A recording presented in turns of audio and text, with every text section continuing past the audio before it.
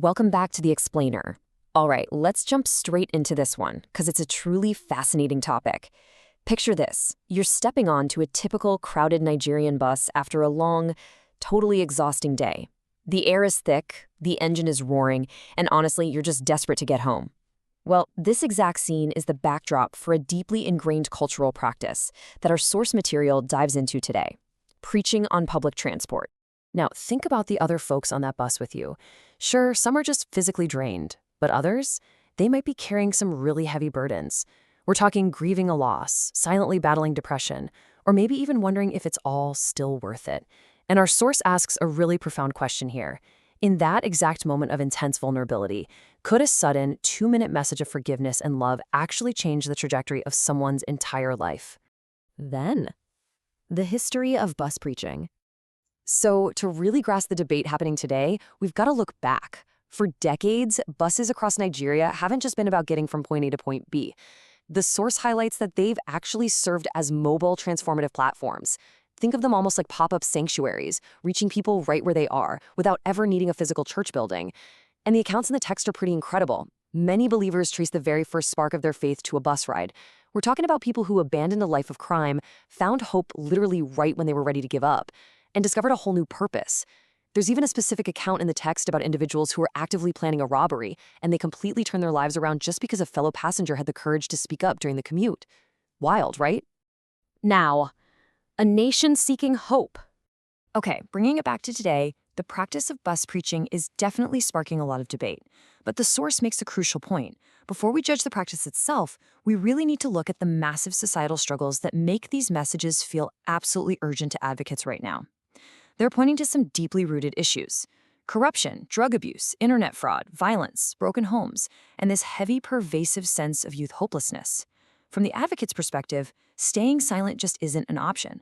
It can't solve these systemic problems. Society, they argue, desperately needs voices that are out there actively inspiring honesty, compassion, and, most importantly, hope. The public transport debate. But we've got to look at this from all angles, right? The reality is, public spaces belong to everyone. Commuters are paying for a service, and they absolutely deserve a peaceful, harassment-free trip. And that's exactly where the modern tension lies, balancing this urgent desire to share a message of hope with the universal right to a quiet ride home. So instead of just asking if there should be a total ban, the source reframes the whole conversation. The real question is, what kind of preaching should actually take place? The core argument here is a major shift in focus, emphasizing that sharing faith has fundamentally always been about inviting people in, rather than forcing it on them. How to preach with respect. This modern, balanced approach we're seeing in the text, it's modeled directly on the compassion of Jesus. The source notes that he healed before preaching, loved before correcting, and showed respect even to the folks who totally rejected him. So the text is really advocating for a move away from those disruptive methods of the past. You know, the forcing, the harassment, those loud, inescapable speeches that just end up creating conflict. Instead, it's all about pivoting to methods that are sensitive, humble, and respectful. We're talking quiet conversations, sharing simple, personal testimonies, and genuinely inviting people in without ever creating a hostile or awkward environment. The power of simple conversations. And the source makes a super compelling point about how this respectful approach actually plays out today.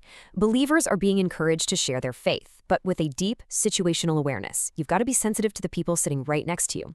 The text grounds this whole idea in a biblical mandate: go into all the world and preach the gospel to every creature. Now, for advocates, that core mission hasn't changed one bit, but the crucial takeaway is that they view the mission to preach as completely inseparable from the command to genuinely love and respect your neighbors. So what does this actually look like in the real world?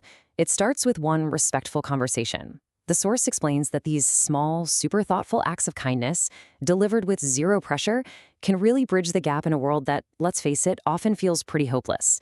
The real momentum for a profound change? It kicks off with just one single, respectful exchange. But it also requires one act of courage. The text directly encourages believers to keep that passion alive when it comes to sharing their faith, because it definitely takes guts to speak up in a public space. But the modern mandate is clear. That courage has to always be paired with love, humility, and a really deep respect for the boundaries of everyone else just trying to get through their commute. And finally, one message of hope. Picture it again. An ordinary, totally exhausting journey home, surrounded by the noise and fatigue of the city. In that setting, one simple, compassionate message delivered in just the right way could literally be the beginning of a brand new life for someone who desperately needed to hear it. Which brings us to a final lingering thought. Could one respectful message change a life forever? It's a really provocative question that the source leaves us to chew on. No matter where you stand on the debate about public transport and shared spaces, the enduring power of sharing hope, kindness, and truth in our everyday lives is definitely something worth thinking